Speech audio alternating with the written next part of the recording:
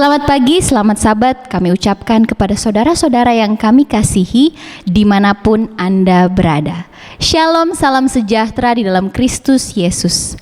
Selamat datang kembali dalam seri seminar kesehatan dan kebaktian kebangunan rohani dengan tema besar Hanya Satu.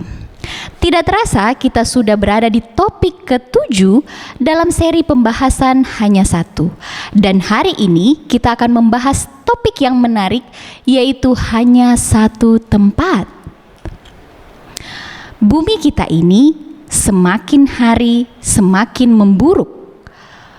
Bukannya semakin membaik, tetapi semakin memburuk. Apakah Anda setuju dengan hal itu?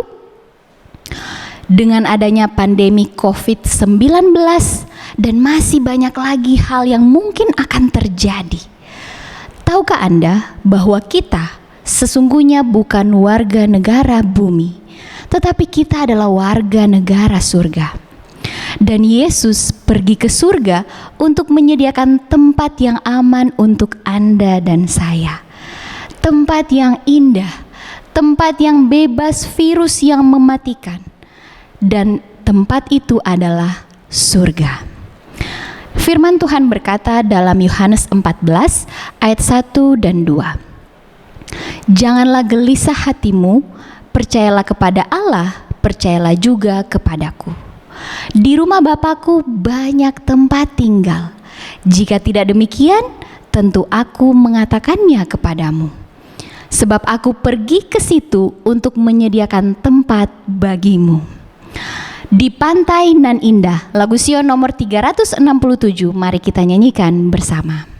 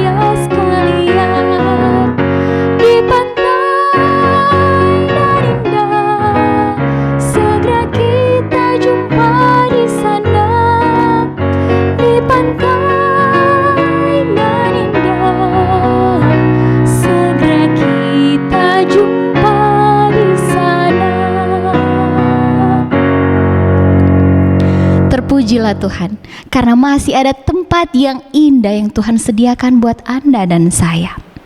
Pernahkah saudara menanti-nantikan pergi ke suatu tempat dan di tempat itu saudara dapat tinggal bersama-sama dengan saudara, orang yang saudara kasihi, dan bukan hanya sementara tinggal di sana, tapi untuk seterusnya. Dan tahukah Anda bahwa Yesus rindu tinggal bersama-sama dengan kita bukan hanya sementara, tetapi untuk selamanya. Yesus rindu menjemput kita pulang ke surga. Firman Tuhan berkata dalam Yohanes 14 ayat 3. Dan apabila aku telah pergi ke situ dan telah menyediakan tempat bagimu, aku akan datang kembali dan membawa kamu ke tempatku, supaya di tempat di mana aku berada, kamu pun berada. Sungguh indah janji Tuhan. Amin.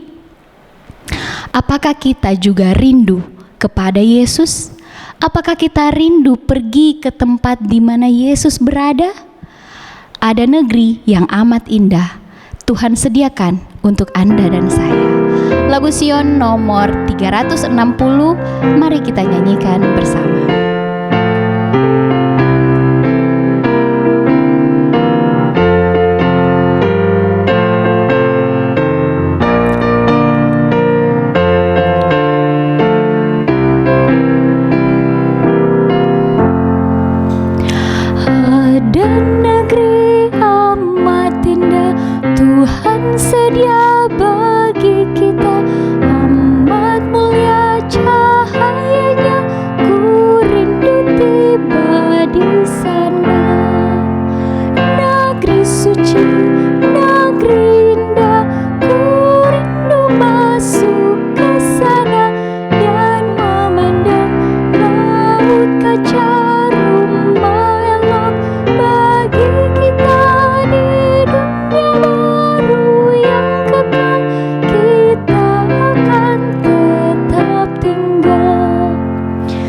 Bersama juru selamatku yang akan pegang tanganku, menuntun aku berjalan ke negeri kemuliaan, negeri suci, negeri indah. Ku rindu masuk ke sana dan memandang laut kaca.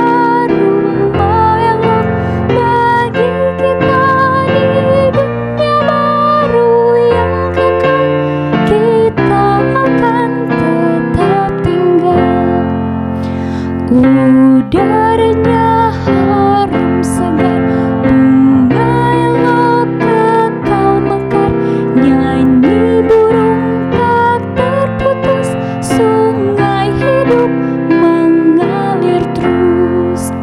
Negeri suci, negeri indah, ku rindu masuk ke sana dan memandang laut kaca.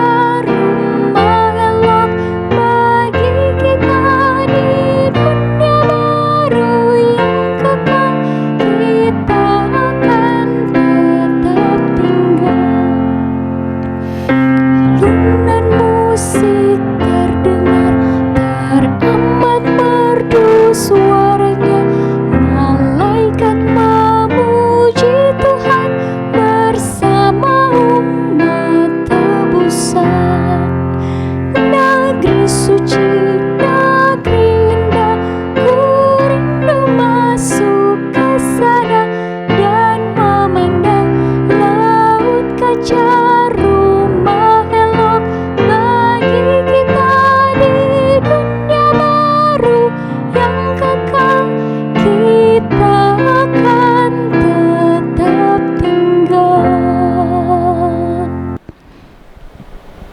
Mari kita bersatu di dalam doa. Terpujilah nama-Mu Tuhan atas segala berkat dan rahmat-Mu yang selalu senantiasa menyertai kami hingga saat ini. Kami masih diberikan kesempatan untuk berkumpul mendengarkan firman Tuhan melalui media online ini. Bapa di surga, bila mana kami akan mempersiapkan hati kami untuk mendengarkan acara seminar kesehatan yang akan disampaikan oleh Dr. Larry Tumalun. Biarlah Roh Kudus-Mu boleh bekerja dalam hati kami, agar kami dapat memberikan hati kami untuk mendengarkan akan pelajaran-pelajaran kesehatan, dan akhirnya kami boleh memperbaharui akan kehidupan kami melalui kesehatan, dan kami telah siap untuk menyongsong kedatangan-Mu Tuhan. Bapa di sorga, berkatilah Dr. Larry yang akan menyampaikan ini. Urapilah dia dengan Roh Kudus-Mu. Urapilah dia dengan kebijaksanaan, sehingga kata-katanya Tuhan boleh memberikan semangat kami, agar kehidupan kami lebih hari lebih sehat dan lebih hari lebih dekat kepada Tuhan. Berkatilah keluarganya, Berkatilah anak istri yang juga saat ini sedang mendampingi dia untuk menyampaikan firman Tuhan. Memberkati dia dalam pelayanan setiap harinya Tuhan. Berikanlah kepadanya selalu juga kesehatan yang sempurna. Bila mana kami juga akan mendengarkan firman Tuhan melalui acara KKR online yang akan disampaikan oleh saudari Arlene Jim. Berkat yang sama Engkau boleh berikan kepadanya Tuhan.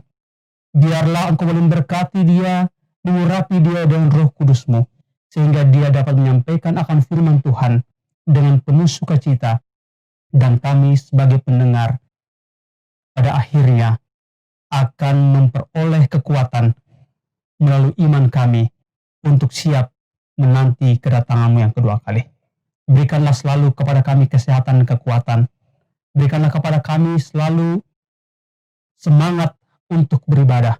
Berikanlah kepada kami senantiasa untuk selalu mengingat akan kebesaran Tuhan melalui pelajaran-pelajaran yang akan kami dengarkan hari ini. Berkatilah pemirsa yang mendengarkan akan firman Tuhan dimanapun mereka berada, yang sedang menyaksikan akan firman Tuhan ini. Iman mereka boleh semakin dikuatkan, dan mereka boleh membenahi diri mereka untuk siap menyongsong kedatang-Mu yang kedua kali.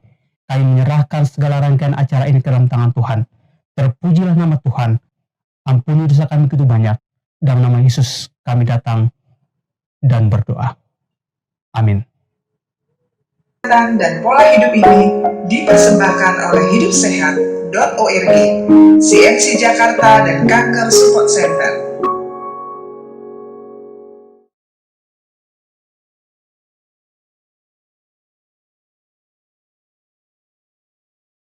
Selamat Hari Sabat. Puji Tuhan karena sampai pertemuan online yang ketujuh ini, kita semua tetap berada di bawah naungan perlindungan Tuhan. Kita sehat karena di belakang layar, Tuhan sedang bekerja keras untuk melindungi kita, mengatur melalui hukum alam, mekanisme kerja sel-sel dan sistem kekebalan tubuh kita. Sehingga ketika virus corona masuk ke dalam tubuh kita tanpa kita sadari, tanpa kita ketahui, maka sistem kekebalan tubuh kita segera mengeliminasinya. Puji Tuhan. Sudah 6 kali pertemuan online yang kita sudah lalui, dan kita sudah membahas tentang prinsip nutrisi komprehensif 6K dari 7K, yaitu kondisi, kualitas, kuantitas, keanekaragaman, keteraturan, dan keamanan. Dan pertemuan saat ini, kita akan membahas prinsip K yang ketujuh, yaitu prinsip kontinuitas. Secara garis besar, prinsip ini menekankan pada adopsi pola hidup sehat, termasuk makanan untuk seumur hidup, bukan hanya untuk periode waktu tertentu saja.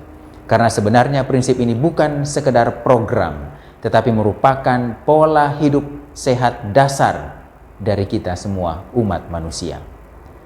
Jangan lupa bahwa tujuan membahas masalah makanan atau masalah nutrisi dengan merujuk pada prinsip 7K ini adalah supaya kita memahami bahwa makanan yang sehat adalah makanan yang mampu menyediakan dan mencukupi vitamin, mineral, dan antioksidan tanpa menyebabkan kelebihan atau kekurangan kalori, dan tidak berbahaya bagi tubuh manusia dalam periode waktu yang pendek maupun dalam periode waktu yang panjang. Ketujuh prinsip komprehensif ini diharapkan dapat menjembatani berbagai kebingungan dalam penerapan ilmu nutrisi sehari-hari. Prinsip kondisi menunjukkan bahwa berbagai kondisi, baik kondisi tubuh maupun lingkungan, akan menyebabkan perbedaan kebutuhan nutrisi atau prioritas nutrisi, bahkan mungkin respon tubuh terhadap nutrisi. Prinsip ini menekankan bahwa tidak semua orang dapat memakan makanan yang sama, dan kita tidak harus membuat diri kita sebagai patokan bagi orang lain. Karena kondisi kita, lingkungan kita, bahkan mungkin budaya kita berbeda-beda. Prinsip kualitas berfokus pada syarat makanan yang terbaik adalah yang dapat memenuhi semua kebutuhan mikronutrisi, baik vitamin, mineral, dan fitokimia, tanpa menyebabkan kelebihan atau kekurangan kalori atau mengganggu keseimbangan makronutrisi, karbohidrat, protein, dan lemak. Dan pada sebagian besar kondisi, syarat ini dapat dipenuhi hanya oleh makanan yang berbasis tumbuh-tumbuhan yang utuh, seperti yang kita sudah pelajari sebelumnya. Selanjutnya adalah prinsip kuantitas.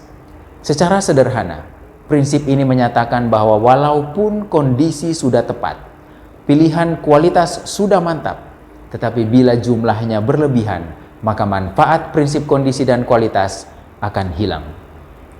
Masalah makan terlalu banyak sebenarnya adalah masalah terbesar di bidang nutrisi, termasuk para vegetarian seperti saya, bahkan vegan sekalipun.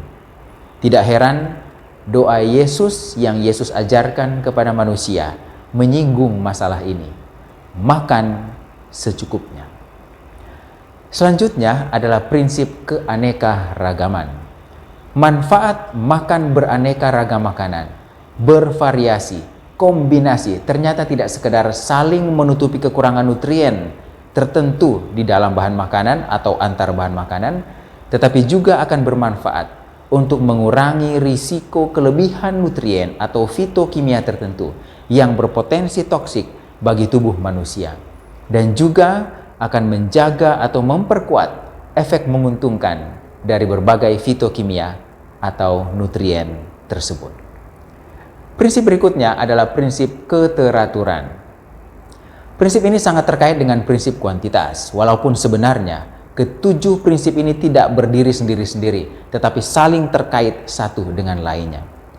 Pada prinsip keteraturan ini, penekanan utama adalah makan pada jam makan yang sama setiap hari dan jangan makan di antara jam makan.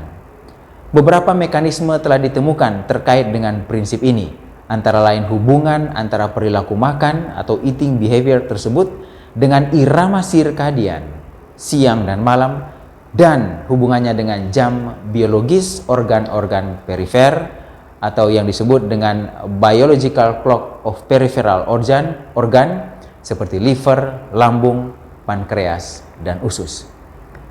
Prinsip selanjutnya adalah prinsip keamanan. Pada prinsip ini kita telah pelajari tentang berbagai senyawa kimia yang bisa ditemukan pada berbagai makanan, terutama makanan olahan dan makanan hewani, yang berpotensi untuk menyebabkan masalah pada manusia, berpotensi toksik, berpotensi untuk merusak organ bahkan sistem di dalam tubuh manusia. Sehingga kita harus benar-benar waspada akan hal ini dan secara sadar melakukan variasi makanan untuk meminimalisasi senyawa-senyawa kimia yang mencemari bahan-bahan makanan yang kita makan. Kita telah belajar terutama tentang merkuri pada ikan, yang menjadi alasan mengapa kita harus berusaha untuk melakukan sesuatu yang lebih bijaksana terkait dengan penggunaan bahan makanan ini. Karena sampai saat ini, masalah merkuri pada ikan belum banyak diangkat, padahal sudah muncul berbagai masalah yang terkait dengan keracunan merkuri berasal dari bahan makanan manusia, dan juga salah satunya berasal dari ikan yang biasa kita makan. Nah, pada pertemuan terakhir ini, kita akan membahas tentang prinsip kontinuitas. Kontinuitas atau kemampuan seseorang untuk melakukan perubahan dan mempertahankan pola makan yang baik seumur hidup bukanlah hal yang mudah. Bahkan pada seseorang yang sedang terancam nyawanya sekalipun karena penyakit yang disebabkan oleh kekeliruan pola hidup termasuk pola makan, hal ini tidak menjadi jaminan bahwa dia akan melakukan perubahan. Artinya, bukan berarti seseorang yang sudah sakit dan kemudian akan lebih mudah untuk berkomitmen, memperbaiki dan mempertahankan cara makan. Belum tentu. Kami memiliki pengalaman dengan seorang pasien yang lebih memilih untuk makan makanan kesukaannya dan tetap sakit daripada mengubah pola makan supaya sehat. Bapak dan Ibu, selera benar-benar digunakan oleh setan untuk menghancurkan umat manusia. Dosa di atas bumi ini dimulai dari selera makan, dan masalah yang sama terus terjadi sampai saat ini. Itulah sebabnya prinsip kontinuitas ini menunjukkan bahwa kita benar-benar adalah manusia tanpa daya. Kemampuan kita untuk melakukan hal-hal yang benar dan baik sudah berada jauh di bawah standar tanpa pertolongan Tuhan. Itulah sebabnya kita sangat membutuhkan Tuhan untuk menolong kita, untuk mengalahkan selera, untuk mengalahkan semua kecenderungan hidup kita yang berlawanan dengan pola hidup sehat yang alamiah. Ajakannya adalah mari memilih untuk hidup sehat. Mari memilih untuk mengembalikan semua vitalitas manusia, kesanggupan untuk hidup sehat yang memang sebenarnya Tuhan sudah berikan kepada manusia sejak awal mula penciptaan. Seandainya pola hidup sehat, termasuk pola makan 7K ini, digambarkan sebagaimana gambar yang Bapak dan Ibu bisa lihat di slide ini, maka bila kita melihatnya dari luar, kita melihat pola hidup sehat, termasuk pola makan 7K di dalamnya, kita melihat dari sudut pandang kita berada di luarnya, maka akan kelihatan seperti ada pagar emas di sekelilingnya. Banyak aturan, banyak yang harus dilakukan, banyak yang harus diubah, sebagaimana mungkin yang bisa kita baca dari firman Tuhan di dalam Yesaya 28 ayat 10. Namun sebenarnya, ketika kita masuk di dalamnya, ketika kita langsung mempraktekkan pola hidup sehat dari ketulusan hati kita, karena kita memang berniat untuk hidup sehat, mempersembahkan tubuh kita sebagai persembahan yang terbaik, yang hidup bagi Tuhan, dan kita mendapatkan manfaatnya, maka ketika kita melihat ke sekitar kita, sebenarnya pagar emas tersebut tidak ada. Tidak ada aturan yang mengikat kita atau yang menyulitkan hidup kita.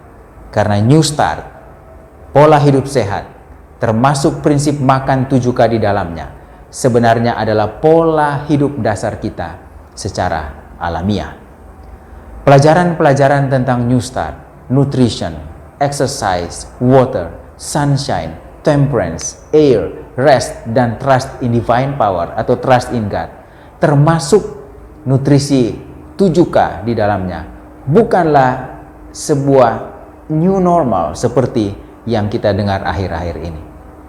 Tetapi New Start itu sendiri, termasuk pola makan di dalamnya, adalah normal renewed, kalau bisa dikatakan seperti itu. Hanya diulang saja sebenarnya dari yang sudah ada, sudah dari sononya. Karena mungkin diulang karena umat manusia sudah melupakannya, dan memang dalam kenyataannya demikian. Ingat bahwa New Start, termasuk nutrisi 7K, hidup sehat, itu bukan new normal, tetapi adalah sesuatu yang memang sudah dari dasarnya harus kita melakukannya. Normal renew. Inilah maksud prinsip kontinuitas tersebut. Dan dengan memahami prinsip kontinuitas ini, kita juga tidak akan melakukan proses detoksifikasi berulang-ulang. Kadang-kadang ditanyakan, kapan saya harus mengulangi proses detoksifikasi? Apakah saya bisa melakukannya berulang-ulang? Kesannya seakan-akan detoksifikasi ini, detox ini, menjadi terapi atau menjadi terapi untuk pola makan kita yang keliru. Dan dengan kata lain, kita bisa memanjakan selera kita, nanti kemudian kita melakukan detox. Sebenarnya, di dalam prinsip kontinuitas ini, detoksifikasi hanya perlu satu kali saja dilakukan di awal dari perubahan pola hidup kita. Kemudian selanjutnya kita akan menerapkan New Start, menerapkan hidup sehat, menerapkan pola hidup yang alamiah yang Tuhan sudah desain, termasuk prinsip nutrisi 7K di dalamnya, dan dilakukan secara kontinu. Seberapa lama Tuhan izinkan kita hidup di atas dunia ini. Tidak perlu detox itu dilakukan berulang-ulang. Karena itu hanya untuk di awal saja ketika kita menerapkan pola hidup yang sehat. Ada orang yang mengatakan bahwa sulit untuk dilakukan, sulit untuk diterapkan di dalam kehidupan. Saya mau mengambil satu cerita klasik yang ada di dalam Alkitab. Kisah dari seorang panglima besar yang bernama Panglima Naaman. Di dalam kisah ini, kalau kita baca keseluruhan ceritanya, maka kita akan melihat ada satu statement yang disampaikan oleh anak buah Naaman, salah seorang pengawalnya, kepada bosnya Naaman. Bapak, seandainya Nabi itu menyuruh perkara yang sukar kepadamu, bukankah Bapak akan melakukannya? Apalagi sekarang, ia hanya berkata kepadamu, mandilah dan engkau akan menjadi tahir. Pola hidup sehat, termasuk nutrisi 7K, sebenarnya bukan sesuatu yang sangat sulit untuk dilakukan. Justru terlalu sederhana untuk kita dapat melakukannya.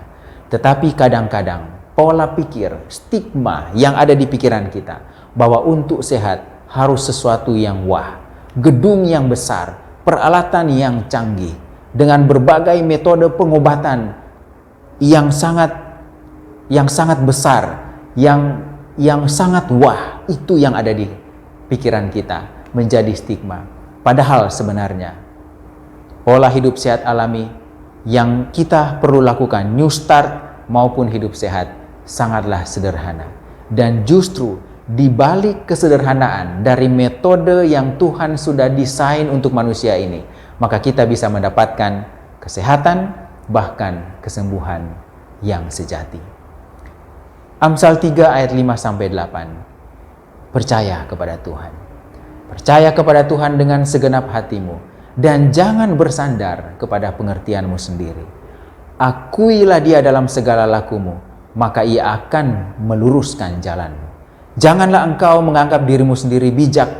Takutlah akan Tuhan dan jauhilah kejahatan. Itulah yang akan menyembuhkan tubuhmu dan menyegarkan tulang-tulangmu. Sekali lagi, New Start, hidup sehat, termasuk prinsip nutrisi 7K, adalah pemberian Tuhan yang terbesar bagi manusia.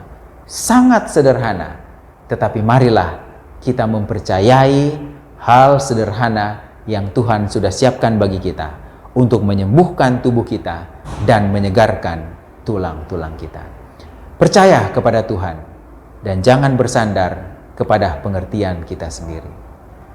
Jangan lupa bahwa New Start, hidup sehat, pola makan 7K, prinsip makan 7K bukan menghilangkan kesenangan hidup, tetapi justru akan memberi lebih banyak waktu kepada kita untuk bisa menikmati kesenangan hidup. Pepatah tua yang tidak pernah menjadi usang, mencegah lebih baik daripada mengobati. Selanjutnya, ada seorang yang bernama Joseph Pisatel. Dia mengatakan dalam tulisannya bahwa bila Anda tidak punya waktu untuk sehat saat ini, maka Anda harus punya waktu untuk sakit di kemudian hari. Memang, untuk merubah kebiasaan yang sudah berakar anak di dalam hidupnya, karena mungkin kita sudah dibiasakan dengan pola hidup yang keliru, pola makan yang keliru sejak anak-anak, memang tidak semudah membalik telapak tangan.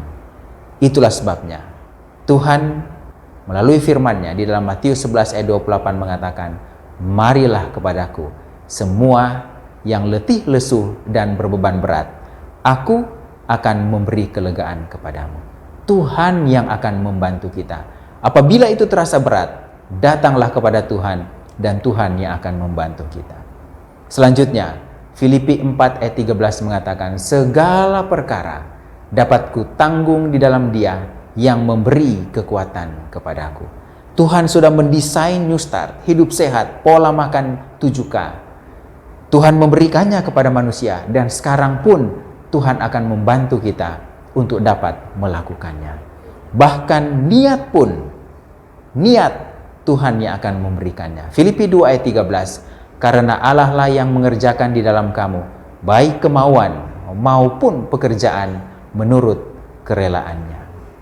Namun, pilihan tetap ada di tangan Bapak dan Ibu. Bukan ada di tangan saya, atau bukan ada di tangan orang yang lain.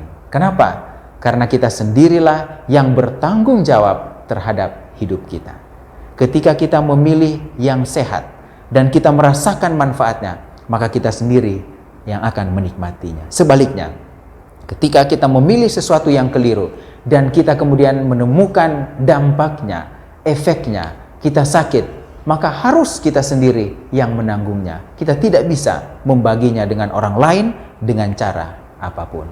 Dan ingat bahwa kesehatan tidak terjadi secara otomatis.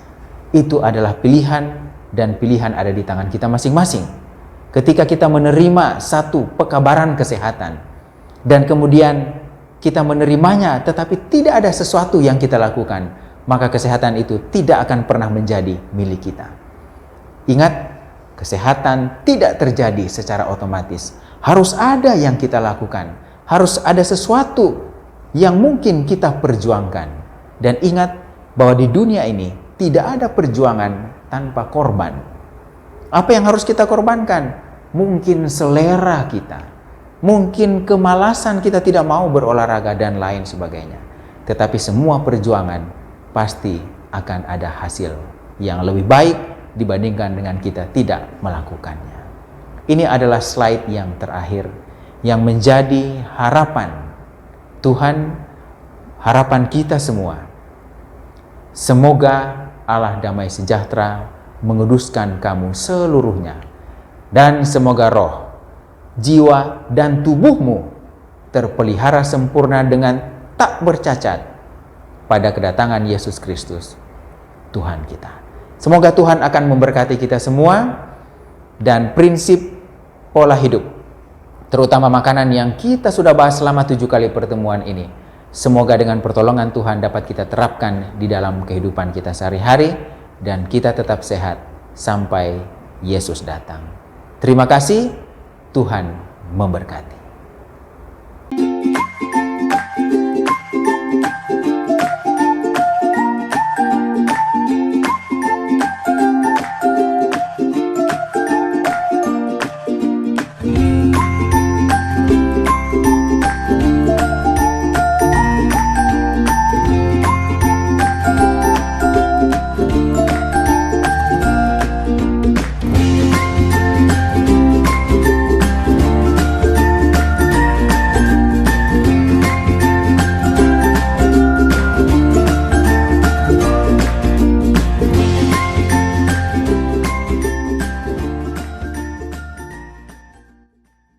Baiklah, sebelum kita lanjut pada sesi berikutnya, seperti biasa kami akan membagi-bagikan hadiah dan saudara sudah siap-siap dengan handphone Anda untuk menjawab pertanyaan dengan cepat dan tepat, yaitu untuk 30 orang pertama. Beberapa waktu yang lalu kita sudah mempelajari bagaimana penciptaan bumi ini, bagaimana Allah menciptakan langit dan bumi. Hari pertama Tuhan menciptakan terang, hari kedua Tuhan menciptakan cakrawala, dan seterusnya sampai hari ke-7. Di antara ke-7 hari penciptaan itu ada satu hari yang berbeda, hari yang istimewa, di mana Allah berhenti dari pekerjaan penciptaannya, kemudian Dia memberkati hari itu dan menguduskannya. Pertanyaannya adalah, hari apakah itu? Saya ulangi pertanyaannya. Hari apakah itu di mana Tuhan berhenti dari pekerjaan penciptaannya dan memberkati serta menguduskan hari itu? Jawabannya dapat langsung Anda WhatsApp ke nomor 0878 00123457. Dan kabar gembira bagi saudara-saudara yang tinggal di Indonesia, karena Anda dapat langsung mengirimkan jawabannya dan mengirimkan nama serta alamat lengkap sehingga kami dapat dengan mudah mengirimkan hadiahnya untuk Anda. Sekali lagi, bila Anda merasa terberkati dengan pelajaran kesehatan, pelajaran-pelajaran firman Tuhan yang kita belajari dari minggu ke minggu, jangan lupa untuk like, subscribe, komen, kemudian bagikan pelajaran-pelajaran ini untuk bisa menjadi berkat bagi saudara-saudara kita yang lain. Dan kami juga mengundang Bapak Ibu saudara-saudara sekalian untuk mengikuti kelas-kelas belajar Alkitab kami secara online melalui Zoom, yaitu dengan tema Our Amazing God. Setiap hari Senin jam 3 dan jam 7 malam, Senin jam 3 sore dan jam 7 malam, kemudian Selasa jam 3 sore. Dan bagi saudara-saudara, sahabat-sahabat anak muda yang rindu belajar Alkitab bersama, bergabunglah bersama kami setiap hari Kamis malam jam 7:30. Dan sekali lagi kami rindu mendoakan saudara. Kirimkan setiap permohonan doa saudara ke nomor 0878 0012 3457. Dan saat ini marilah kita siapkan hati kita untuk mendengarkan firman Tuhan dengan tema Hanya Satu Tempat.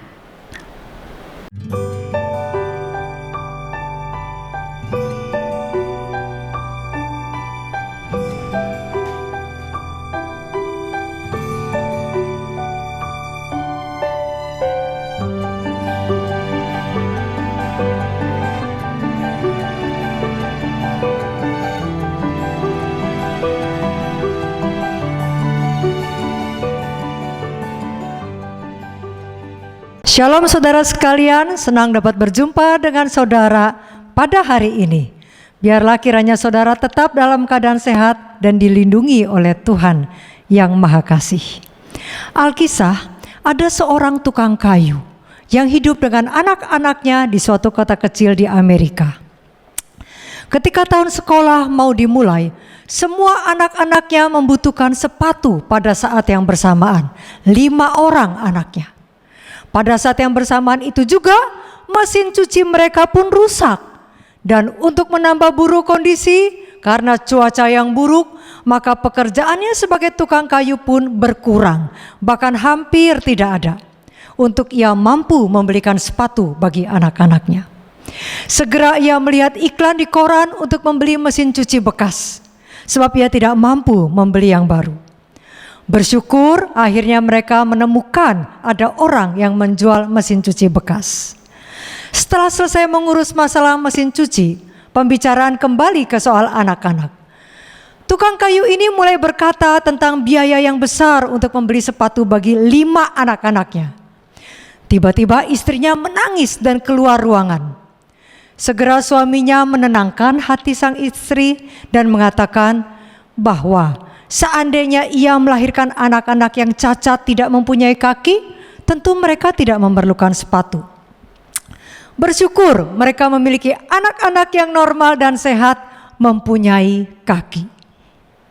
Saudara, sering sekali pikiran kita terpaku pada masalah yang memang selalu ada di hadapan kita.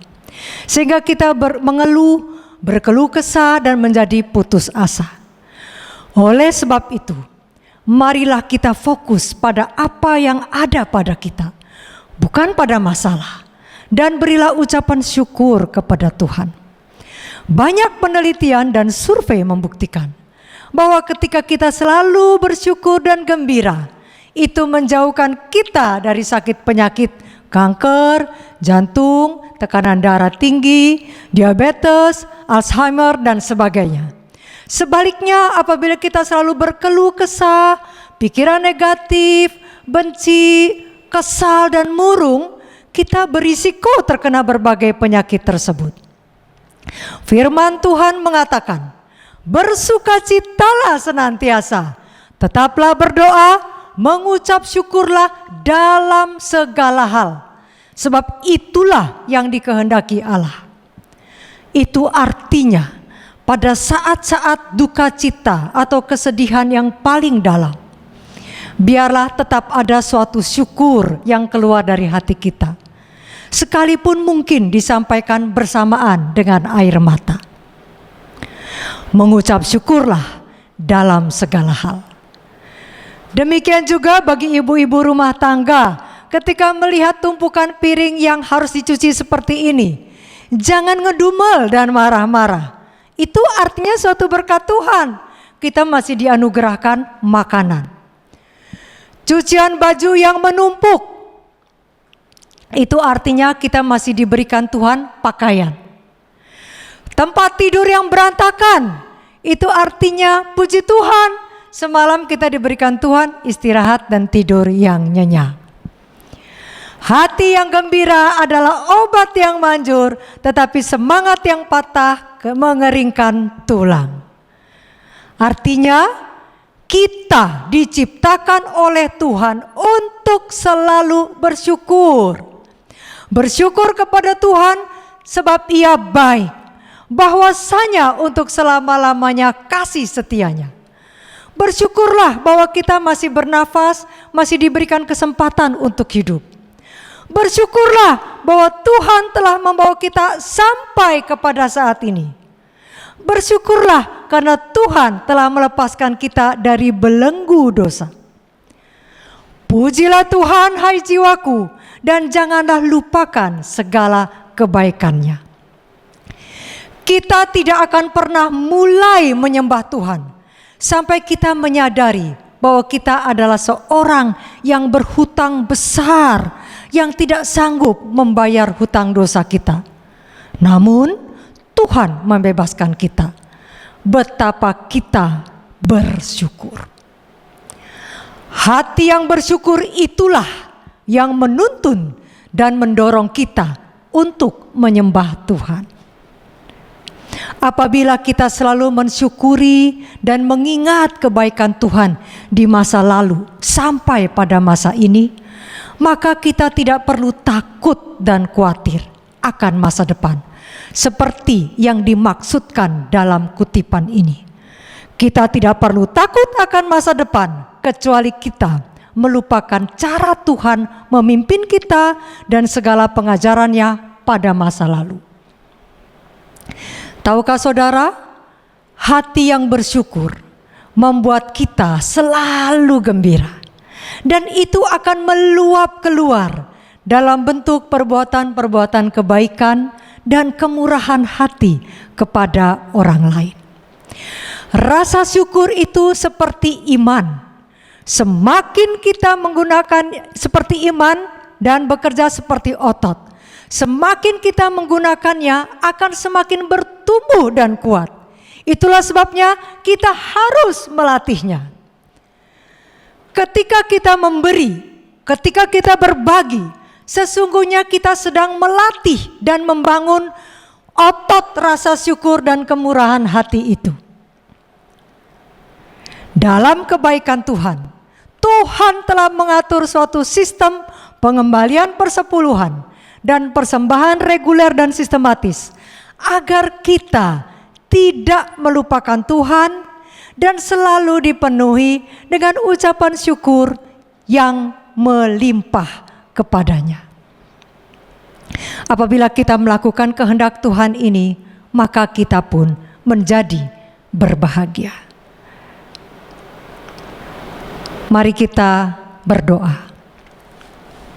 Tuhan Allah Bapa yang baik, kami mengucap syukur karena Tuhan mau untuk kami bertumbuh di dalam pengucapan syukur kami, sehingga mengucap syukur menjadi gaya hidup kami setiap hari.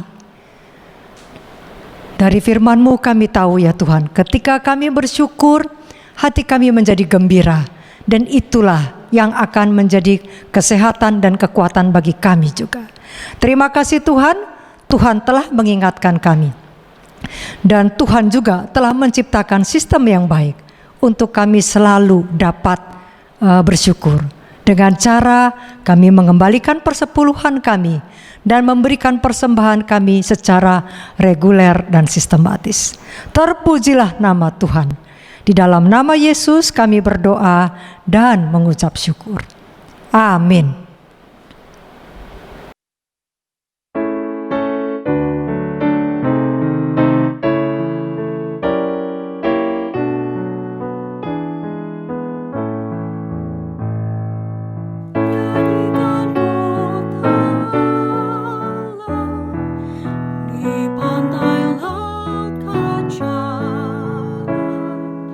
Kita pergi ke sana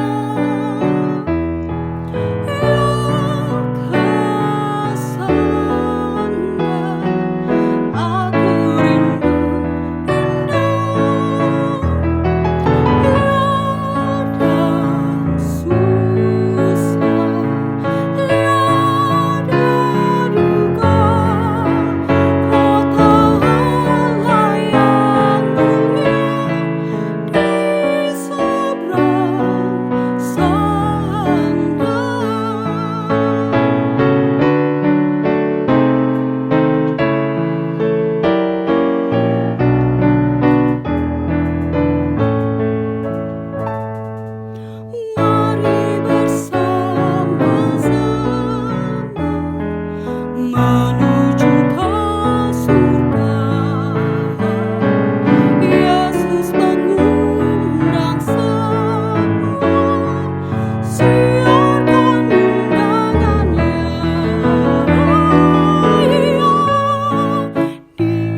Di sana, di pantai laut kaca, aku rindu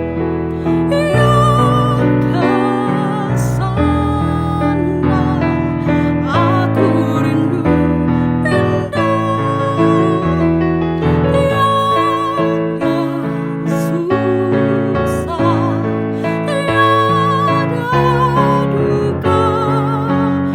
Kota Allah yang mulia di seberang sana.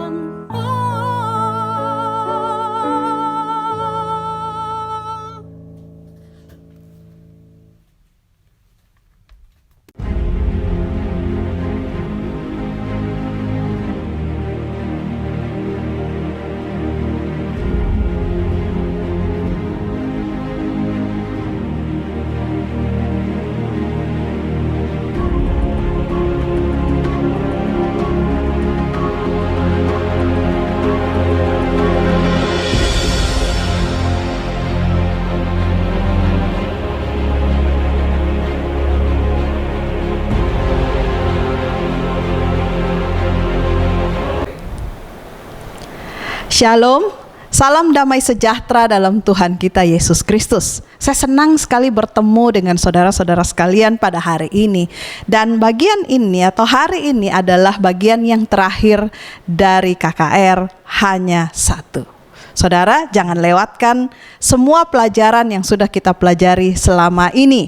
Dan pada saat ini kita akan menghafal tugas hafalan kita yang terakhir, yaitu dari Mazmur pasal 24. Mazmur pasal 24. Saya percaya saudara-saudari sekalian sudah menghafalkannya di rumah. Mari kita hafalkan Mazmur pasal 24. Tuhanlah yang empunya bumi serta segala isinya, dan dunia serta yang diam di dalamnya. Sebab dialah yang mendasarkannya di atas lautan, dan menegakkannya di atas sungai-sungai. Siapakah yang boleh naik ke atas gunung Tuhan? Siapakah yang boleh berdiri di tempatnya yang kudus? Orang yang bersih tangannya dan yang murni hatinya, yang tidak menyerahkan dirinya kepada penipuan dan yang tidak bersumpah palsu. Dialah yang akan menerima berkat dari Tuhan dan keadilan dari Allah yang menyelamatkan dia. Itulah angkatan orang-orang yang menanyakan dia, yang mencari wajah-Mu, ya Allah Yakub. Angkatlah kepalamu, hai pintu-pintu gerbang, dan terangkatlah kamu, hai pintu-pintu yang berabad-abad, supaya masuk Raja Kemuliaan. Siapakah itu Raja Kemuliaan? Tuhan jaya dan perkasa, Tuhan perkasa dalam peperangan. Angkatlah kepalamu, hai pintu-pintu gerbang, dan terangkatlah kamu, hai pintu yang berabad-abad, supaya masuk Raja Kemuliaan. Siapakah dia itu Raja Kemuliaan? Tuhan semesta alam, dialah Raja Kemuliaan. Mari kita tunduk kepala, kita berdoa. Ya Tuhan, pada saat ini kami datang kepadamu. Karena dengan kasih-Mu yang sudah menggerakkan hati kami rindu untuk mendapatkan berkat dari firman Tuhan. Saat ini Tuhan, ketika kami akan belajar, kami mengundang Roh Kudus-Mu untuk hadir bersama dengan kami. Tolong kami untuk bisa mengerti Tuhan, dan ubahkan hati kami, supaya kami dapat percaya sepenuhnya kepadamu, dan menyerahkan hidup kami hanya kepadamu. Kami tahu Engkau hadir di sini pada saat ini. Taruhlah perkataan-Mu di dalam mulut hamba-Mu ini, supaya yang hamba-Mu ucapkan adalah yang berasal daripadamu. Di dalam nama Yesus, nama yang indah, kami berdoa dan mengucap syukur. Amin. Saudara, pada saat ini kita akan mempelajari pelajaran yang terakhir dari seri KKR Hanya Satu. Judulnya pelajaran kita pada hari ini adalah Satu Tempat. Kalau saya mau bertanya, ke tempat manakah yang saudara ingin kunjungi? Saya adalah salah satu orang yang sangat senang untuk bisa berkeliling ke tempat-tempat yang baru. Saya senang untuk traveling, untuk bisa melihat tempat-tempat yang indah, tempat-tempat yang mungkin berbeda dari tempat di mana kita tinggal, melihat orang-orang yang berbeda, punya kultur yang berbeda, punya bahasa yang berbeda. Dan hal-hal indah atau hal-hal yang baru yang kita bisa saksikan di dalam suasana yang berbeda. Dan saudara, ada banyak sekali orang yang sangat suka traveling sama seperti saya. Sehingga setiap kali ada pameran travel fair, saudara bisa bayangkan bahwa pameran ini biasanya dikerumunin oleh banyak orang. Tentu saja ini sebelum COVID-19 terjadi. Dan ada beberapa kota di dunia ini yang menjadi kota favorit yang dikunjungi oleh banyak wisatawan dari berbagai dunia. Saudara, salah satu beberapa dari kota-kota itu adalah seperti contoh Amsterdam di Belanda yang dijuluki sebagai kota kanal, ya.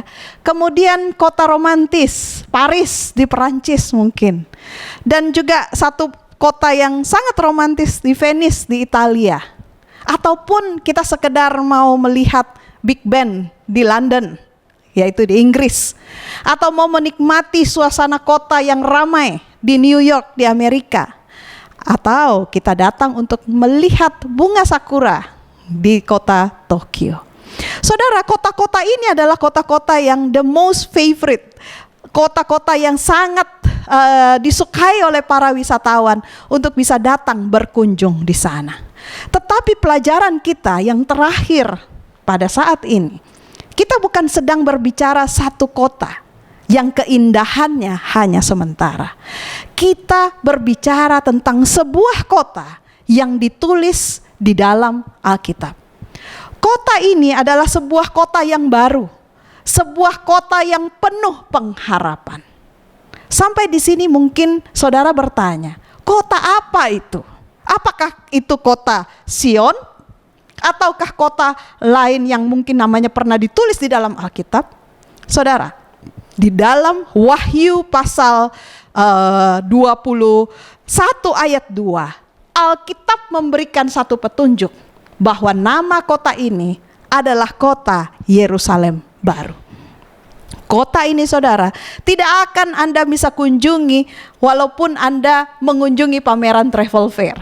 Karena kota ini adalah sebuah kota baru yang indah, yang dicatat dengan jelas di dalam Alkitab.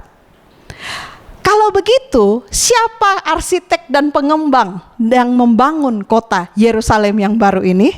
Saya di sini memberitahukan siapa developernya. Saya katakan di sini adalah PT Heavenland. Artinya bahwa arsitek atau perancang dan pengembang dari kota ini ditulis di dalam Ibrani 11 ayat 16. Di dalam Ibrani 11 ayat 16 dikatakan bahwa tetapi sekarang mereka merindukan tanah air yang lebih baik, yaitu satu tanah air sorgawi. Sebab itu Allah tidak malu disebut Allah mereka, karena Ia telah mempersiapkan sebuah kota bagi mereka. Jadi siapa yang mempersiapkan kota ini? Tuhan sendiri. Rasul Yohanes di dalam Wahyu 21 ayat 2 mengatakan bahwa dan aku melihat kota yang kudus, Yerusalem yang baru, turun dari sorga dari Allah. Jadi berbeda dengan kota-kota yang indah yang ada di dunia pada saat ini. Kota ini bukan buatan manusia. Kalau begitu, kita ingin tahu bagaimana rancangan Tuhan, apa yang Alkitab gambarkan tentang kota Yerusalem yang baru. Kita sangat bersyukur karena di dalam buku Wahyu, Tuhan memberikan inspirasi dan penglihatan kepada Rasul Yohanes yang menulis tentang kota Yerusalem baru ini, sehingga kita bisa memperoleh gambaran terhadap keadaan dari kota ini. Yang pertama, Alkitab memberikan petunjuk bagi kita di dalam Wahyu 21 ayat 16 tentang ukuran dari kota ini. Kota ini bentuknya bujur sangkar dengan 4 sisi yang sama panjangnya. Di dalam kitab Wahyu dikatakan 12.000 stadia. Ya, satu stadia itu sekitar 200 meter. Jadi kalau kita mau ukur ya luasnya itu adalah sekitar 2.400 kilometer. Saudara, 2.400 kilometer ini adalah salah satu kota yang sangat besar. Setiap sisinya, dengan kata lain, setiap sisinya adalah ukurannya adalah 600 kilometer. Jadi dia bentuknya bujur sangkar, 4 sisi yang sama panjangnya, satu sisi 600 km dan luasnya adalah 2.400 km. Dan ini, kota ini akan turun dari sorga dan kemudian turun ke bumi. Ya, sekarang kita melihat kota ini punya tembok. Di dalam Wahyu 21 ayat 17 dikatakan bahwa tinggi dari temboknya adalah 144 hasta. Satu hasta itu kurang lebih 45 cm. Sehingga kita bisa tahu bahwa tembok-tembok kota itu tingginya adalah 64 meter. Tetapi bukan masalah tinggi kotanya yang luar biasa. Tetapi yang kita perlu tahu bahwa temboknya ini bukan terbentuk atau terbuat dari batu bata, tetapi terbuat dari permata yaspis. Wow, ini sangat luar biasa saudara. Pernahkah kita melihat ada satu tembok dengan tinggi 64 meter dan terbuat dari batu permata? 60 meter itu kira-kira seperti sebuah gedung 20 tingkat. Ya, dan seluruhnya terbuat dari batu permata. Nah saudara, bagaimana dengan pintu gerbangnya? Karena ada tembok, tentu saja ada pintu gerbangnya. Nah dicatat di dalam Wahyu 21 ayat 12, 13 dan 21, pintu gerbangnya ada 12. Saudara ingat dalam pelajaran kita tentang bait suci, angka 12 melambangkan kumpulan umat Allah. Nah temboknya kan 4 persegi, ada 4 sisi. Jadi 12 pintu, setiap sisi ada 3 pintu gerbang. Nah yang menarik bahwa pintu gerbangnya ini bukan terbuat dari kayu jati. Tetapi pintu gerbangnya ini menurut kitab Wahyu terbuat dari satu mutiara utuh. Saudara, yang saya mau memberikan saudara gambaran adalah ini bukan tentang ada pintu, kemudian kayu, kemudian ditempelin banyak mutiara. Bukan seperti itu saudara. Ini terbuat dari satu. Jadi satu pintu ini adalah satu mutiara utuh. Pernah nggak kita membayangkan seperti itu? Tidak pernah saudara. Tapi itulah yang dilakukan oleh Tuhan. Itulah yang dibuat oleh Tuhan. Nah Wahyu 21 juga memberitahukan kepada kita tentang dasar atau pondasi dari kota ini. Kota ini, dasar dari kota ini terbuat dari batu permata yang berbeda-beda. Dan saudara bisa tebak ada berapa batu permatanya? 12 batu permata yang berbeda-beda, yang memancarkan warna yang berbeda-beda, sehingga dari jauh kalau dilihat dasar dari kota Yerusalem baru ini terlihat seperti pelangi. Ya, jadi sangat luar biasa saudara, bahkan dari dasarnya. Nah, bagaimana dengan jalanan dari kota ini? Apakah jalannya memang tidak ada lubang, kemudian diaspal seperti yang kita bisa bayangkan? Tidak saudara. Dalam Wahyu 21 ayat 21 dikatakan di sini bahwa jalanan di dalam kota itu terbuat dari emas murni. Wow. Emas di dalam kota Yerusalem baru hanya dijadikan jalanan. Dan bukan hanya itu saudara, dikatakan bahwa emas murni yang menjadi jalanan di kota Yerusalem baru ini adalah bukan warna kuning, tetapi warnanya seperti kaca bening. Saudara pernah lihat emas yang seperti kaca bening? Tentu saja ini adalah emas yang murni, emas yang tulen. Dengan kata lain, dalam Wahyu 21 ayat 2, 11 dan 16 disebutkan bahwa keindahan dari kota Yerusalem baru ini seperti dengan semua permata emas, batu permata, keindahannya dan hal-hal semua yang menakjubkan dari kota ini, itu bagaikan pengantin wanita yang sedang berdandan menunggu hari pernikahannya. Dan kota ini disinari dengan sinar kemuliaan Tuhan. Saudara, bukan hanya itu. Yerusalem baru akan menjadi ibu kota dari langit yang baru dan bumi yang baru yang Tuhan akan sediakan bagi umat-umatnya nanti. Dikatakan pada waktu itu tidak ada lagi laut. Kalau kita baca dalam Wahyu 21 ayat 1 dikatakan bahwa laut pun tidak ada lagi.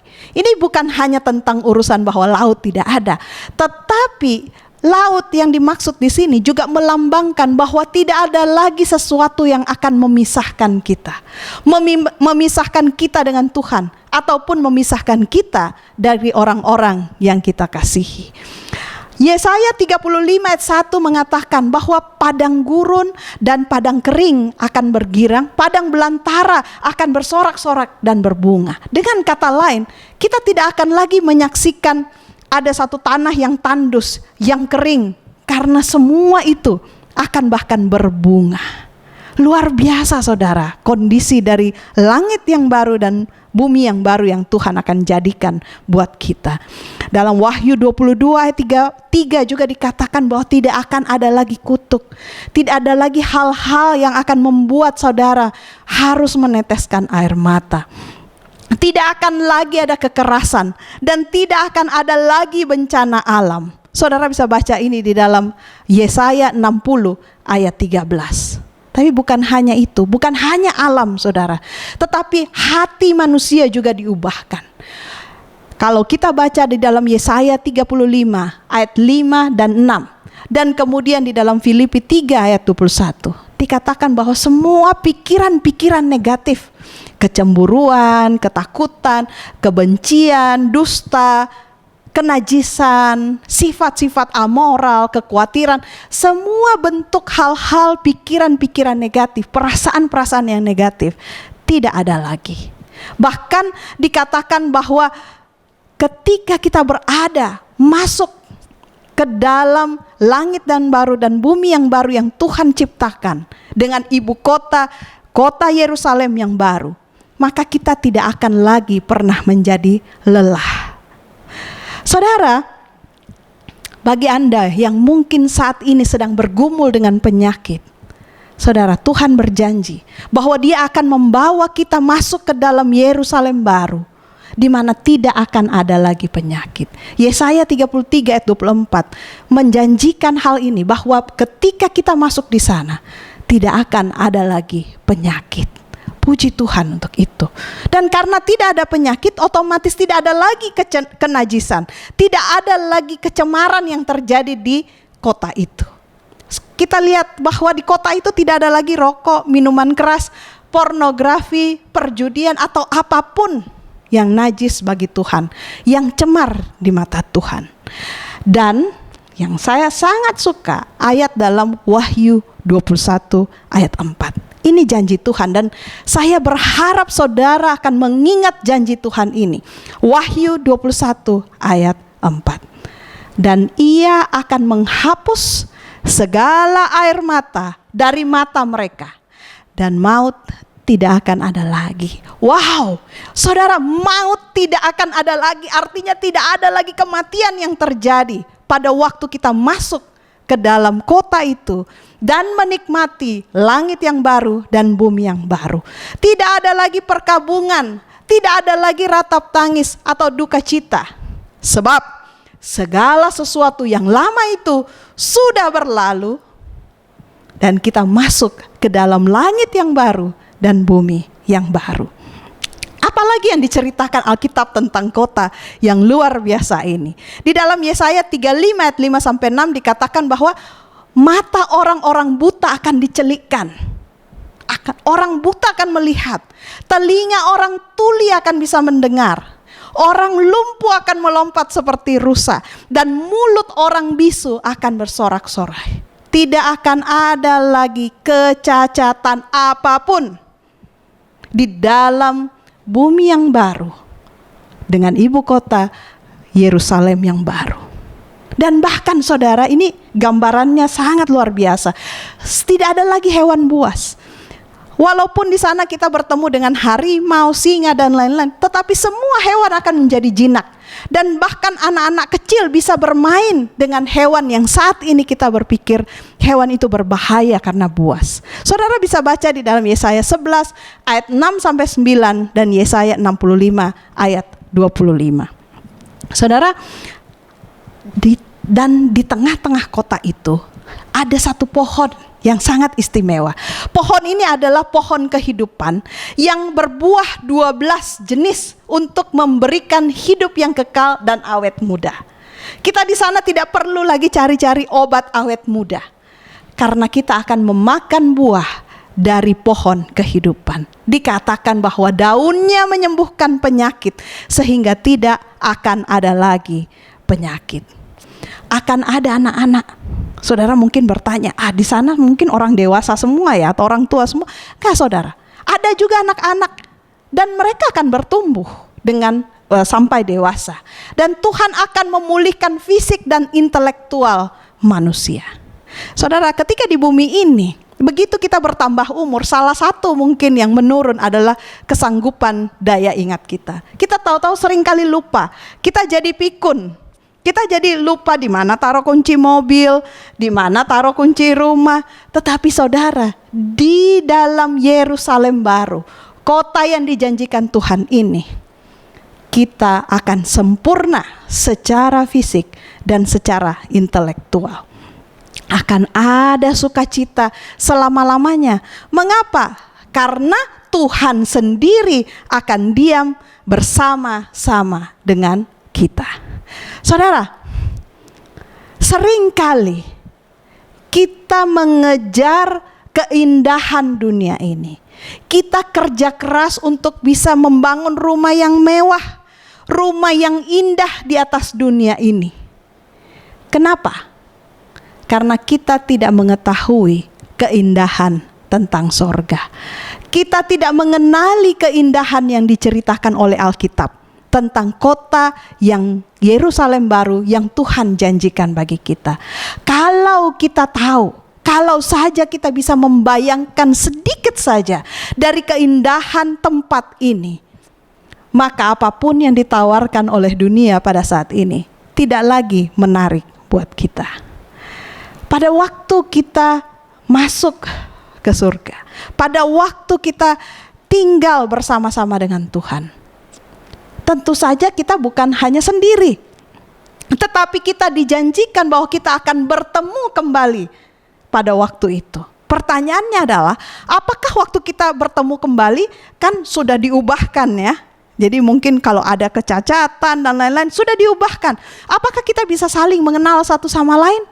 Ya, Alkitab di dalam 1 Korintus 13 ayat 12 dan 1 Korintus 15 ayat 51 sampai 55 memberikan satu janji bahwa kita akan bertemu satu sama lain dan kita akan bisa saling mengenal seperti halnya kita bisa mengenal orang lain waktu kita masih di bumi.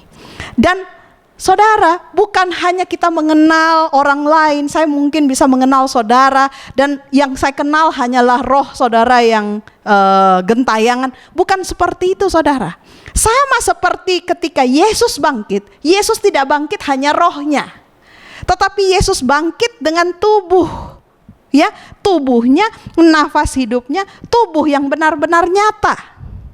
Ada banyak sekali ajaran yang tidak sesuai dengan Alkitab yang mengatakan bahwa ketika kita naik ke surga nanti diangkat naik ke dalam surga ini, bahwa yang diangkat hanyalah rohnya. Saudara, Yesus tidak mati untuk menebus kita, untuk memberikan kita pengharapan akan kehidupan dan kita hanya hidup sebagai roh-roh yang gentayangan. Tuhan selalu memberikan sesuatu yang lengkap dan sempurna bagi kita, baik tubuh maupun roh kita. Oke, kita sudah masuk ke dalam Yerusalem yang baru, ya. Sekarang, apa sih yang kita bisa lakukan di sana? Seringkali kalau kita tidak belajar Alkitab, kita akan berpikir bahwa ini mungkin cukup membosankan kayaknya mungkin kita di Yerusalem baru ini kita akan dapat kecapi dan kita mungkin sepanjang hari main-main kecapi aja, nyantai-nyantai seperti itu, bosen kayaknya ya. Tapi saudara, tidak seperti itu. Alkitab memberikan banyak sekali keterangan tentang apa yang dapat kita lakukan ketika kita bersama-sama Tuhan di dalam kota Yerusalem baru. Yang pertama, kita katanya akan membangun rumah taman. Saudara, jangan khawatir, kalau saat ini mungkin kita tidak bisa bertukang, di sana kita akan punya waktu untuk selama-lamanya untuk bisa membangun sesuatu. Dan kalau di bumi ini, apa yang kita bangun, biasanya yang nikmati itu orang lain. Apa yang kita tanam, yang nikmati orang lain. Tetapi tidak di dalam Yerusalem yang baru. Apa yang kita akan menikmati, apa yang kita tanam. Kita akan menikmati apa yang kita bangun. Kita akan menanam pohon, kita juga akan memakan buah-buah yang dihasilkan oleh pohon itu. Kemudian apalagi yang dilakukan? Kita akan menyanyi dan memainkan musik. Ini adalah salah satu hal yang saya sangat sukai. Bayangkan saudara, di sana kita akan selalu punya waktu untuk memuji Tuhan. Setiap kali kita mengingat kebaikan Tuhan dalam hidup kita, maka kita akan mengangkat pujian. Dan yang serunya, kita bukan hanya mengangkat pujian sendiri. Kita bukan hanya sekedar membawakan lagu pujian sendiri. Tetapi ketika kita mengangkat pujian, maka kita akan bernyanyi memuji Tuhan dengan seluruh umat tebusan, bahkan dengan malaikat-malaikat. Dan bukan hanya menyanyi saudara, kita akan memainkan alat-alat musik. Bukan hanya untuk membuat kita jadi merasa nyaman atau merasa enak, tetapi kita memainkan alat musik untuk memuji Tuhan. Kita akan terus memuji Tuhan di depan tahtanya. Ada banyak ayat di dalam Alkitab yang menyatakan tentang hal ini. Dan ini bukanlah hal yang membosankan. Kenapa? Tuhan sudah melakukan begitu banyak, terlalu banyak bagi kita. Dan kita tidak akan pernah kekurangan akan daftar hal-hal, akan karakter Tuhan yang perlu kita puji di depan tahtanya. Dan saudara, apa yang kita bisa lakukan di sana? Kita akan bisa menikmati bunga-bunga, pohon yang tidak akan layu. Tidak pernah layu, kembali seperti waktu di Taman Eden sebelum Adam dan Hawa jatuh ke dalam dosa. Sampai saat ini saya ingin sekali bisa melihat bunga tulip contohnya. Saya percaya nanti saya akan bisa melihat bunga itu. Kalaupun tidak ada kesempatan di dunia ini, tapi pada waktu saya masuk ke sana, saya akan bisa menikmati bunga itu. Kita akan melihat bunga-bunga yang beraneka ragam. Kita bisa melihat warna-warni yang sangat luar biasa. Keindahan dari tangan Tuhan yang menciptakan segala sesuatu dan sempurna. Tidak layu, tidak ada yang rusak. Kita juga akan bisa belajar tentang dunia hewan. Ya, kita akan bisa belajar tentang harimau, kita bisa belajar tentang gajah, kita akan bisa belajar dari pelajaran-pelajaran alam yang Tuhan titipkan bahkan di dalam tumbuh-tumbuhan dan hewan-hewan. Tetapi yang paling keren ya adalah kita akan dapat menjelajah dan mempelajari seluruh alam semesta. Kita tidak perlu bikin satu inovasi untuk bikin roket. Tetapi saudara, Tuhan akan mengajak kita untuk melihat betapa luasnya alam semesta yang Tuhan ciptakan dengan tangannya sendiri. Saudara, salah satu yang saya sangat tunggu-tunggu ketika saya masuk ke dalam kota Yerusalem baru dan bertemu dengan Tuhan adalah saya bisa bertemu dengan tokoh-tokoh Alkitab. Saya bisa bertemu dengan Nabi Nuh. Dan saya ingin tanya kepada Opa Nuh,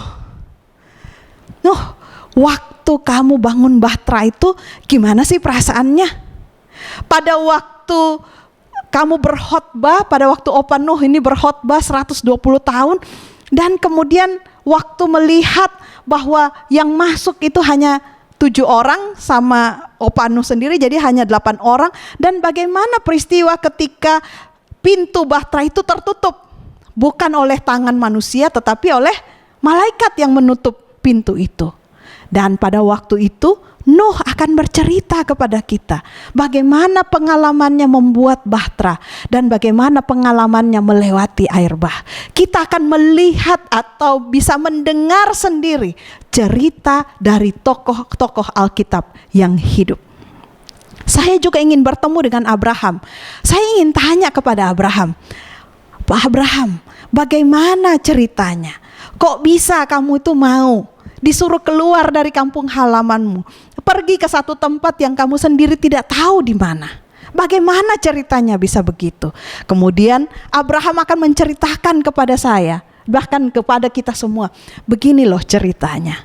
Bagaimana ceritanya Abraham ketika engkau harus mengorbankan anakmu yang kamu kasihi, yaitu Ishak.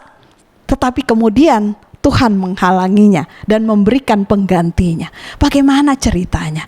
Saya ingin juga bertemu dengan Musa dan mendengarkan cerita dari Musa tentang bagaimana ketika Laut Merah itu terbelah dan orang Israel yang begitu banyak menyeberangi Laut Merah yang terbelah tanpa ada becek sekalipun di tanah yang kering yang Tuhan janjikan kepada mereka. Bagaimana pengalaman Musa, dan Musa akan menceritakan pengalamannya pada waktu itu. Saudara, kita tidak akan perlu takut, kita tidak akan bosan tinggal di dalam kota Yerusalem yang baru ini, karena ada begitu banyak hal yang kita bisa lakukan. Dan saya juga ingin ketemu dengan Daud contohnya. Saya ingin dengar cerita Daud ketika dia melawan Goliat. Dari mana dia memiliki keberanian seperti itu? Bayangkan ya, dia kecil dan kemudian Goliat itu besar, raksasa. Tetapi dia punya keberanian untuk bisa melawan Goliat dan kemudian mengalahkan Goliat.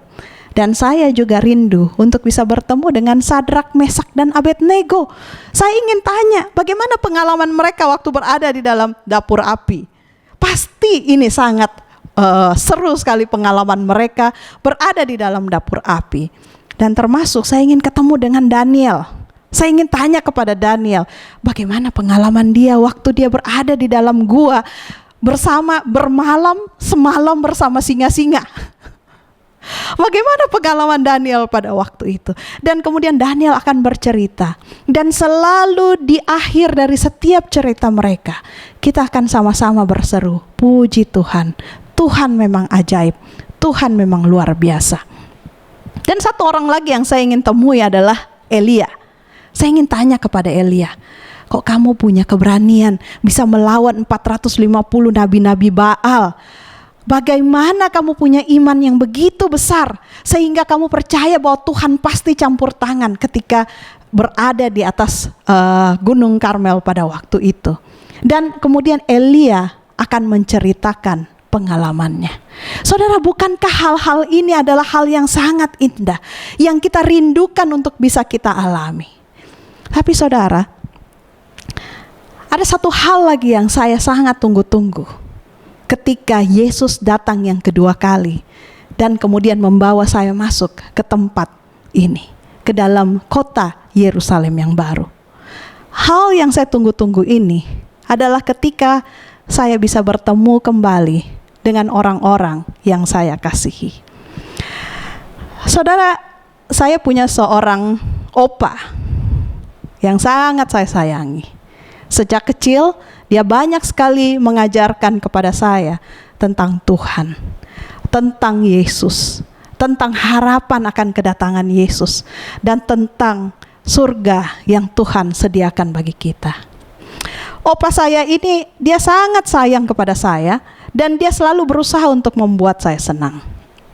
Saat saya pindah ke Jakarta untuk kuliah, opa saya juga beberapa kali datang, dan kemudian dia datang mengunjungi saya. Dan yang paling dia suka ini cukup lucu, karena ketika dia datang ke Jakarta, dia suka sekali mengajak saya ke Dufan, dunia fantasi di Ancol. Saya kadang bingung, kok opa saya ini udah tua tapi kok suka ke Dufan. Usut punya usut, belakangan saya baru tahu kenapa dia suka ke Dufan. Karena dia tahu saya suka sekali pergi ke Dufan. Jadi dia sebetulnya mau pergi ke sana untuk menyenangkan hati saya. Singkat cerita, dia kemudian jatuh sakit dalam usianya yang juga sudah tua. Dia kemudian jatuh sakit dan kemudian masuk ke rumah sakit. Ya, oh ya, opa saya ini adalah seorang pelayan Tuhan yang sangat setia. Dia bukan pendeta, dia seorang ketua jemaat, tetapi dia mengajarkan apa artinya pelayanan bagi saya. Walaupun dia ketua jemaat, tetapi dia yang datang ke gereja, dia yang menyapu, dia yang membersihkan gereja sebelum ibadah. Dan hal ini betul-betul membekas di dalam ingatan saya sebagai cucunya, bahwa melayani sama seperti Yesus melayani. Bahwa Yesus melayani bukan untuk minta dilayani, tetapi untuk bisa melayani orang lain. Nah, dia kemudian jatuh sakit. Waktu itu saya di Jakarta, sedangkan dia bukan di Jakarta, dia di Makassar, dan dia dirawat di rumah sakit. Pada waktu dia masuk ke rumah sakit itu, mama saya sering menelpon ke saya agar saya bisa berbicara dengan opa saya. Dan saya selalu memberikan semangat kepada opa saya. Opa, ayolah, opa cepat sembuh. Karena nanti kalau opa sembuh, opa akan datang ke Jakarta dan kita akan pergi ke Dufan lagi. Kita akan have fun, kita akan bisa senang di Dufan lagi. Dan opa saya selalu katakan, iya Arlen, tunggu ya, opa pasti sembuh, nanti opa datang ke sana, nanti kita jalan-jalan lagi ke Dufan. Oke, senang hati saya. Besoknya mama saya telepon lagi, kamu bicara lagi nih. Saya selalu katakan, opa semangat ya, opa pasti sembuh. Nanti opa datang, kalau sembuh opa datang lagi ke sini dan kemudian kita akan jalan-jalan lagi ke Dufan. Dan dia katakan, iya nanti opa sembuh. Tetapi suatu hari ketika mama saya telepon dan memberikan telepon itu kepada saya katakan lagi hal yang sama. Opa sembuh ya.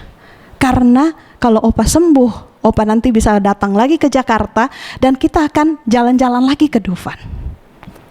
Tapi saat itu berbeda dengan jawaban dia seperti biasanya. Dia bilang ke saya begini, Arlen, opa sudah lelah. Opa tidak bisa lagi datang ke Jakarta. Opa hanya berharap kamu setia kepada Tuhan dan suatu hari kelak kita akan bertemu di dalam kerajaan sorga. Dan saudara, tidak lama setelah itu dia meninggal dunia. Saudara, ketika dia meninggal, saya sebenarnya pada waktu itu adalah seorang anak muda yang memberontak, masih mencari jati diri, masih mencari apa yang saya inginkan dalam hidup, masih berusaha mencari, masih memiliki ambisi untuk bisa menguasai dunia. Saya ingin menjadi seorang wanita karir yang kaya raya. Dan terus terang saudara, saya tidak merindukan sorga. Saya berpikir bahwa jika kita bisa mencapai prestasi, bisa memiliki jabatan, bisa memiliki harta yang banyak di dunia ini, apa gunanya kita repot-repot berpikir tentang sorga yang belum pasti? Itulah sebabnya ketika Opa saya meninggal, dia membuat saya berjanji bahwa saya harus tetap setia sampai Yesus datang yang kedua kali. Janjinya adalah kita harus bertemu kembali di surga. Saudara, sejak saat itu, saya banyak sekali belajar tentang surga. Saya banyak sekali membaca tentang kota Yerusalem baru. Kenapa? Karena saya rindu bertemu dengan Opa saya. Saya harus masuk ke dalam surga. Saya harus diselamatkan waktu Yesus datang yang kedua kali. Karena saya tidak mau melewatkan untuk bisa bertemu dengan Opa dan Oma saya yang saya kasihi. Saudara, apakah saudara merindukan sorga? Atau apakah dunia ini lebih memikat Anda? Apakah hal-hal yang indah yang kita lihat di dunia ini telah mengikat kita sehingga kita tidak lagi memiliki keinginan untuk masuk ke dalam sorga? Apakah segala sesuatu yang Tuhan janjikan tentang sorga, tentang Yerusalem yang baru yang Tuhan janjikan di dalam Alkitab ini kurang menarik untuk Anda dibandingkan dengan apa yang ditawarkan di dalam sorga ini? Saudara, setan membuat supaya kita tidak banyak tahu tentang sorga, supaya kita menganggap bahwa sorga itu hanyalah dongeng belaka, supaya kita lebih mengejar dunia dan meninggalkan apa yang Tuhan sudah janjikan bagi kita. Tapi Tuhan tidak pernah menyerah dalam hidup kita. Dia memanggil kita selalu untuk datang kepadanya. Dan saudara, top 1 hal terbesar, kerinduan saya yang terbesar untuk masuk ke dalam kerajaan sorga tadinya karena Opa saya. Tetapi ketika saya belajar Alkitab, saudara, kerinduan terbesar saya untuk bisa masuk ke dalam kerajaan sorga adalah bertemu dengan orang yang paling saya kasihi. Orang yang adalah segala-galanya dalam hidup saya. Orang yang mau mati untuk saya, supaya saya bisa selamat. Saudara, kerinduan saya yang terbesar adalah bertemu dengan Yesus. Inilah sukacita yang terbesar, bukan hanya untuk saya, tapi ini pun adalah sukacita bagi saudara. Saudara bisa bayangkan orang yang paling mengasihi kita, orang yang tidak pernah mengecewakan kita, yaitu Yesus. Yang selama ini oleh karena dosa kita tidak bisa memandang wajahnya.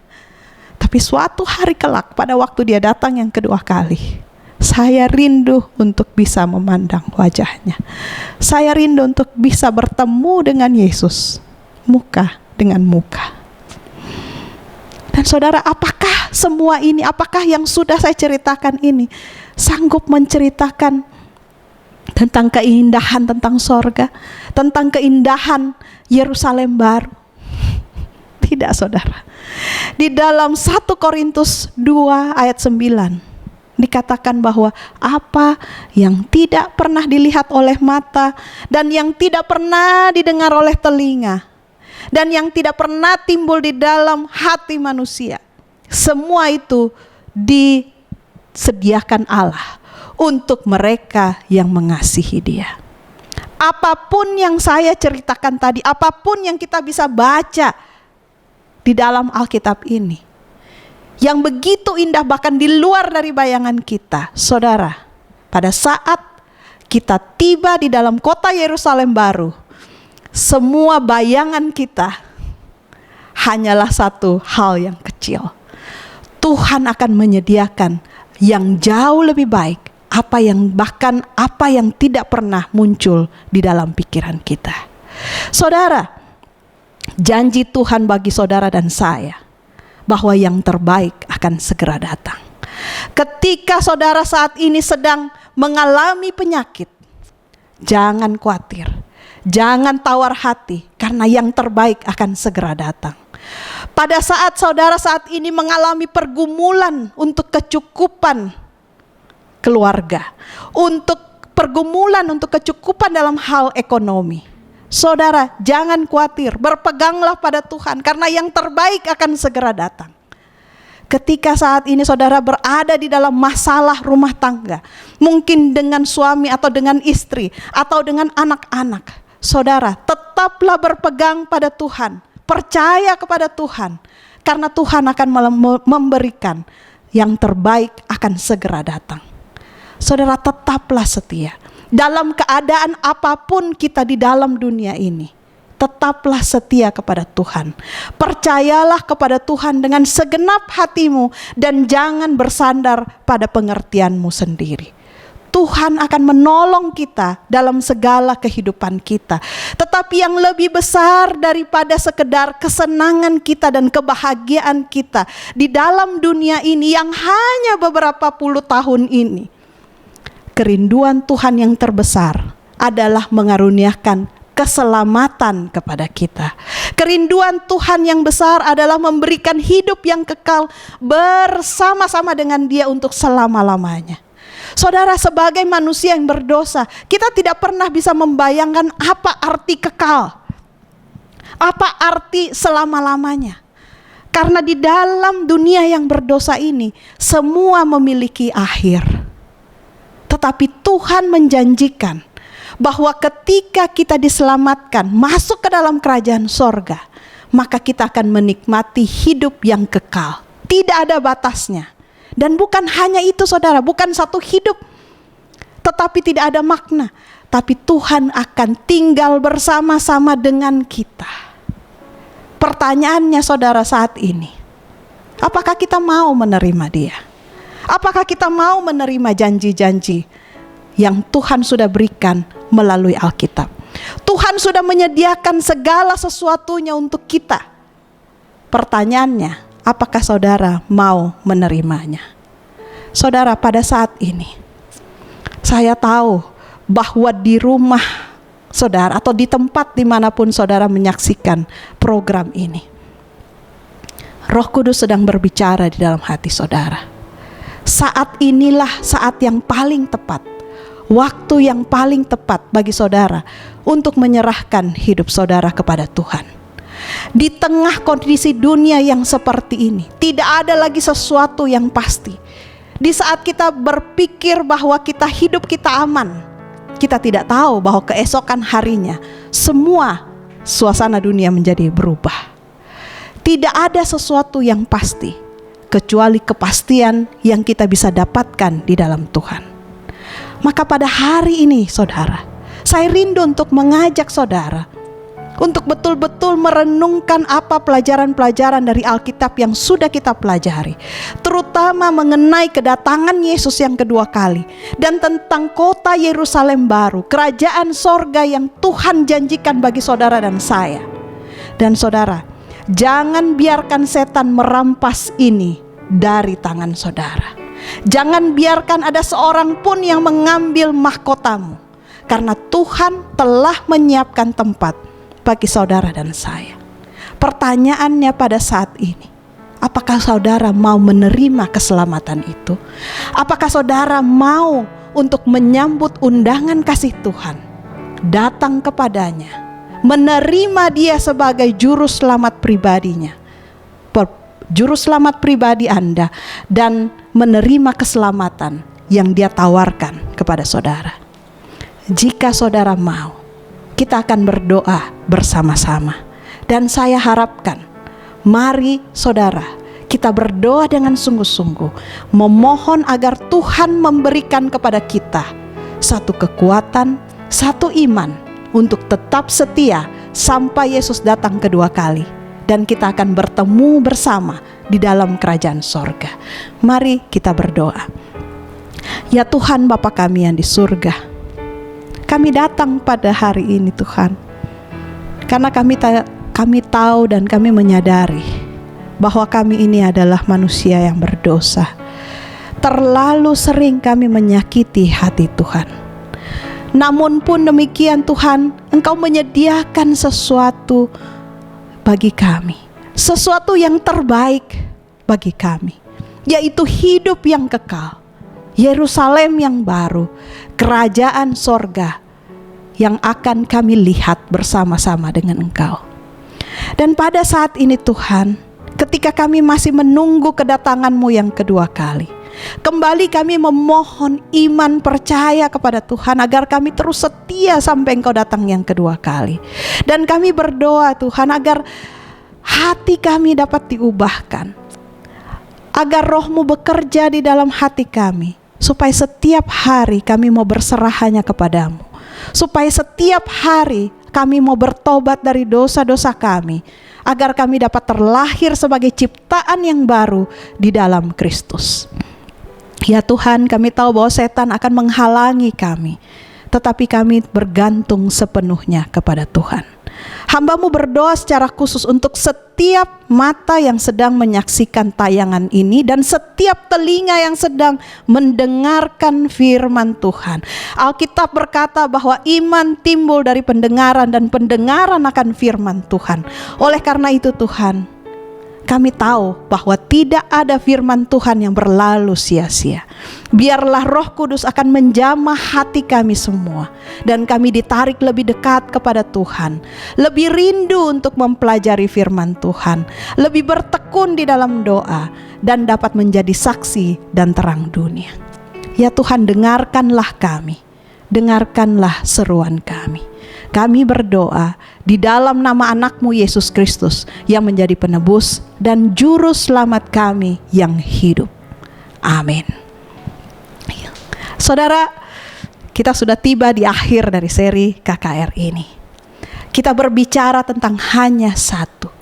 Dari setiap pelajaran yang kita sudah pelajari, kita menemukan bahwa ada banyak hal yang ditawarkan oleh dunia ini, tetapi selalu hanya satu yang Tuhan berikan kepada kita.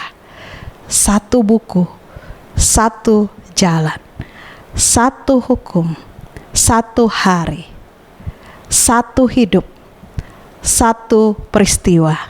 Dan hari ini adalah tentang satu tempat. Saya sangat berharap kita semua akan didorong dan melembutkan hati kita untuk menggunakan kesempatan yang masih kita punyai di dalam hidup ini untuk terus mempelajari tentang firman Tuhan. Kami membuka kelas-kelas pendalaman Alkitab, di mana saudara dapat dibimbing dan dituntun untuk belajar lagi, lebih banyak lagi dari firman Tuhan yang adalah jalan, kebenaran, dan hidup ini. Dan jangan lewatkan kesempatan ini. Saya berharap saudara-saudara semua akan segera mendaftarkan diri Anda. Kita akan melanjutkan perjalanan kita, petualangan kita menggali kebenaran firman Tuhan ini yang akan memberikan kita kekuatan hari lepas hari untuk selalu berjalan bersama Tuhan, setia sampai Yesus datang kedua kali. Dan saudara, adalah merupakan janji kita. Jangan saudara lupakan. Bila kita tidak memiliki kesempatan untuk saling bertemu muka di dalam dunia ini, maukah saudara berjanji bahwa kita akan bertemu di bawah pohon kehidupan di dalam kota Yerusalem baru? Maukah saudara berjanji itu? Saya sangat senang dan saya berharap semua pelajaran yang kita sudah pelajari menjadi berkat bagi Anda, mengubahkan hidup saudara, dan lebih percaya kepada Tuhan. Kiranya Tuhan memberkati saudara sekalian. Di dalam situasi seperti ini, berpeganglah kepada Tuhan. Berkat Tuhan bersama saudara. Shalom.